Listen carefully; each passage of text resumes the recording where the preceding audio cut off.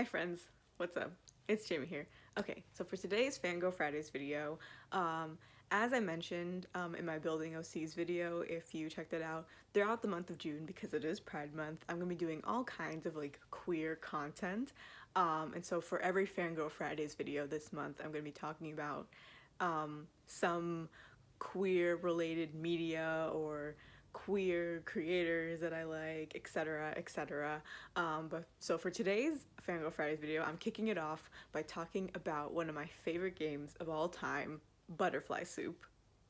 Now, I was actually first introduced to Butterfly Soup by one of my favorite Let's Players on YouTube, Jess, otherwise known as A Girl in a Game. I'll have her, the playlist of her playthrough of Butterfly Soup linked down below in the description if you want to check it out, which I highly recommend that you do.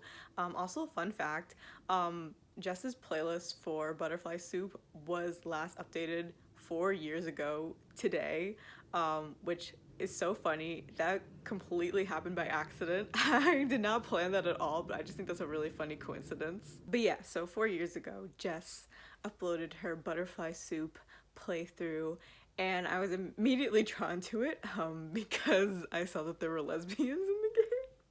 So if you're unfamiliar with Butterfly Soup, it's a visual novel that was created by Asian American developer Brianna Lay, I think that's how you pronounce her name, and the game came out in 2017. The story is set in 2008 in Fremont, California, and it follows 4 high school freshmen who are all queer Asian Americans. Our 4 main characters, they all joined the baseball club at their high school, some more willingly than others, which allows all of them to bond with each other. So as I just mentioned, all the main characters are queer, 3 of them are lesbians, 1 of them is bisexual, and the main storyline that the game follows is the relationship between characters Diya and Min. Butterfly Soup addresses a variety of heavy topics from homophobia to child abuse to depression, but the general overall tone of the game is very light and upbeat. And I think just the fact that the game is able to tackle these very serious issues while also be very, very funny. The writing is really, really funny. I think it just really goes to show just how talented of a writer Brianna is. The writing is just absolutely impeccable in this game. Now, I don't want to give away too much of the plot because the game is free to play on itch.io. So if you have a computer, you can play this game, and I highly, highly recommend that you do because it is so incredible. But I do want to talk a bit about the 4 main characters, so let's get into it. Starting with Diya, who is a 5'10" Indian American demisexual lesbian. Also, the only reason why I've mentioned Diya's height is because it's kind of like a running theme throughout the game that of Diya being really tall, because she's really athletic. She's also really jacked. There was a rumor of her when she was in 3rd grade, I think, that she already had a 6-pack because of just how athletic she was. The pronunciation of Diya's name is also a running gag throughout the game. Diya mentions that her name is often mispronounced as Daya instead of Diya, but it is pronounced Diya. The game even tells you that. It tells you that it's actually pronounced Diya, not Daya. Anyway, I absolutely adore Diya. I have a hard time picking a favorite character in Butterfly Soup because I really do love all of them, but I really love Diya because she has social anxiety and she loves dogs, and I too have social anxiety and love dogs. I really love the way that Diya's social anxiety is portrayed in the game. It's very realistic and definitely I found it very relatable to my own experiences with social anxiety. So I felt very seen by a lot of Diya's socially anxious moments throughout the game. Looking back on it now, it really makes me so happy to see the demisexual representation through Diya because I didn't identify as demisexual at the time that I first discovered Butterfly Soup, but I do, in case you didn't know, I do identify as demisexual. So it was really awesome to have such good demisexual representation. It makes my heart very happy. Also, the way that Diya's gay panic is portrayed in this game is just absolute perfection. Oh my gosh, I don't want to give too much away, but there's one scene in particular that comes to mind that I'm that I'm thinking about that just like perfectly encapsulates the feeling of gay panic, and it's such a great scene. Oh my gosh, I don't want to spoil it, so you just need to go check it out for yourself. Next up of our main four characters, we have Min, who is a 5'1" Korean American lesbian. Two things. One, Min is also non-binary, but uses she/her pronouns. And also, I promise, the second thing is I promise that really only like Diya and Min's heights are like relevant, because they're like the only ones that are like brought up throughout the story of the game, because they're usually kind of used in like a comedic, like running gag kind of way. That's the only reason why I've mentioned their heights at all. Min is Diya's childhood best friend, and just so you know, yes, their childhood friends to lovers story is fantastic. And yes, I am biased because I love childhood friends to lovers stories. However, their story, their relationship is just so incredible. It's so sweet. I love it so much. They are my babies, and I love them. I love them. It's great. It's just chef's kiss. Min and Diya met because of their mutual love of baseball, and despite their polar opposite personalities, they quickly became best friends. And when I say polar opposite, I literally mean as polar opposite as you can get. While Diya is very like socially awkward and non-confrontational, Min is like extremely aggressive and confrontational, to the point where she often resorts to violence. It was getting dark in here, so I turned on the light, even though it makes the lighting yellow, because, you know, I just can't win either way. It's either gonna be dark or the lighting's gonna be yellow, so nah. But anyway, back to Min and Butterfly Soup. I promise Min is not like aggressive or violent when it comes to like the people that she loves, like Diya and her younger twin brother. But I'd say roughly like 98% of the time she is a bit of a loose cannon in that respect.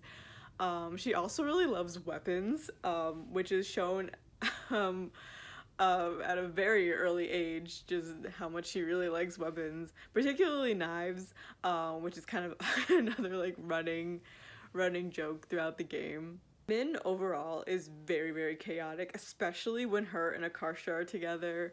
Like, to me, like, Min and Akasha's dynamic is only second to Min and Diya's dynamic. Like, I really enjoy when they're together, because it's just, you know, it's gonna be chaotic and very fun. Speaking of Akasha, we're going to talk about her next. Like Diya, Akasha is also Indian American, but unlike the rest of our four main characters, Akasha is bisexual. And if you play the game for yourself, you will see like instantly just how much chaotic bisexual energy Akasha radiates. Akasha is an anime lover, and she's also kind of a weirdo, but like in the best way possible. She's very impulsive, and she says a lot of things that don't make sense, but she knows they don't make sense, but she does it on purpose because she's trying to like get reactions out of people, usually Noelle. Akasha jokes a lot and she pulls a lot of pranks, but as you kind of get to know her more and more of like her backstory, you really kind of come to find out that she actually really uses like jokes as a coping mechanism, to conceal just how like unhappy she feels on the inside. There's this one scene of Akasha that, again, I don't want to spoil too much of the game, but there's this like one scene where, you know, the veil kind of like drops for a moment, and you really get to see like how Akasha feels like about herself and about her life, and it is honestly one of like the most heartbreaking moments of the game. Personally, I really think that Akasha's character in particular really like showcases the balance of like the like really, really funny chaotic moments of the game, and then also like the really serious issues that the game also tackles, which I think is just I think it's great. I love Akasha. I love this game. I literally cannot say it enough. Last but certainly not least, of our four main characters. We have Noelle. Noelle is my favorite grumpy Taiwanese American lesbian girl. I love Noelle. I didn't love her that much at the beginning, but she really grew on me. I quite like her a lot. Noelle is very, very smart. She's also very socially awkward and grumpy, and she tends to be on the receiving end of all of Akasha's shenanigans, much to her displeasure, might I add. Although, despite the fact that Akasha definitely riles Noelle up more than any other person, Noelle does, like, actually, like, really care about Akasha and even find some of her antics funny, though she would literally rather die than ever admit that. Butterfly Soup really loves its polar opposite pairings, and honestly, I am completely here for it. While Noelle and Akasha's relationship isn't really like the main focus of Butterfly Soup, I really do like the way that the game sets up the relationship.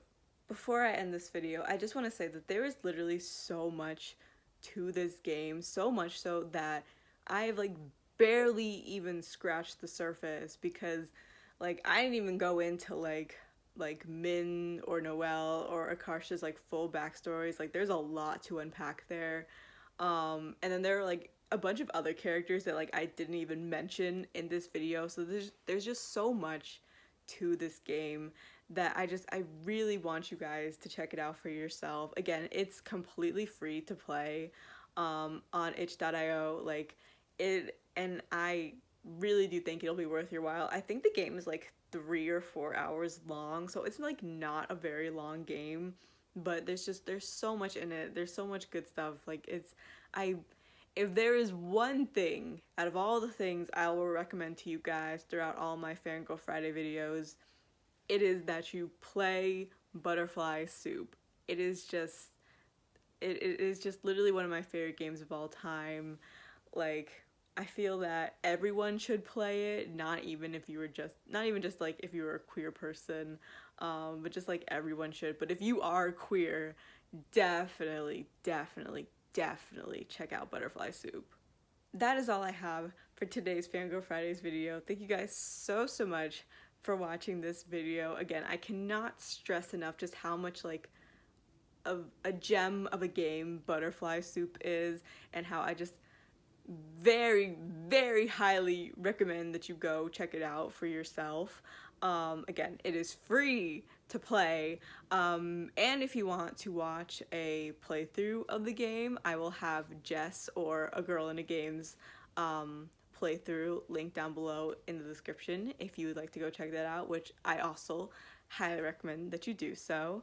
And yeah, that's just all I have for today's video. Thank you guys so much for watching, and I will see you guys in my next video. Bye guys.